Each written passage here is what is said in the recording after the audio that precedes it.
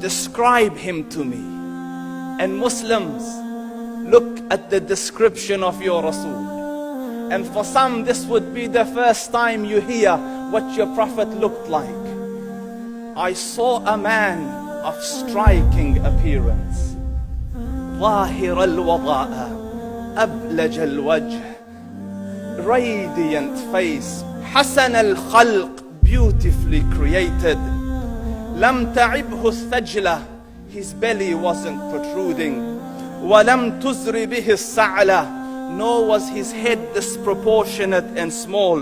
وسيم قسيم, proportionate and delicate, finely made, a specimen of a creation. في عينيه دعج, in his eyes there was a contrast. The dark was immensely dark, the white was excessively white. وفي أشفاره وطف, and his eyelashes were long. وفي صوته صهل, and in his voice was a natural echo. وفي عنقه سطع, and his neck was elegantly long. وفي لحيته كثاثة, his beard was full and thick. أزج أقرن, his eyebrows were arched, but they were not joined. It was separated. In Samat فعليه الوقار, when he was silent, dignity covered him. وإن تكلم سماه وعلاه البهاء, and when he spoke, it was audible and clear, almost commanding and overtaking.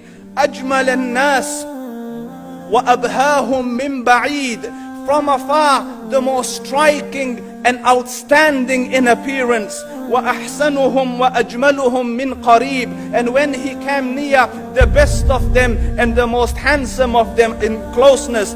حلو المنطق, such an exalted and sweet level of logic. Like when he used to speak, it was so coherently logical, it was smooth and easy to understand. فصل لا نزر ولا هذر, he was to the point, not excessive, nor too short. كأن منطقه خرزات نظم يتحدرن, his logic, his utterances, his words were like jewels coming out of a necklace, calculated, polished, one after the other, it would flow magically. ربعة, he was medium in height. Your eye didn't have to strain to look up at him, nor was it tedious to look down at him. He was a comfortable sight to look at. له رفقاء يحفون به, he had friends, the people that were with him, they were working around him to try to serve and protect him. إن قال سمعوا لقوله, when he used to say something, they used to hearken to what he used to say. وإن أمر تبادروا إلى أمره, when he commanded, they used to compete to fulfill the command. This is Muhammad Rasulullah. This is Muhammad Rasulullah. Anas ibn Malik says, he says, I came out one night, it was the full moon night.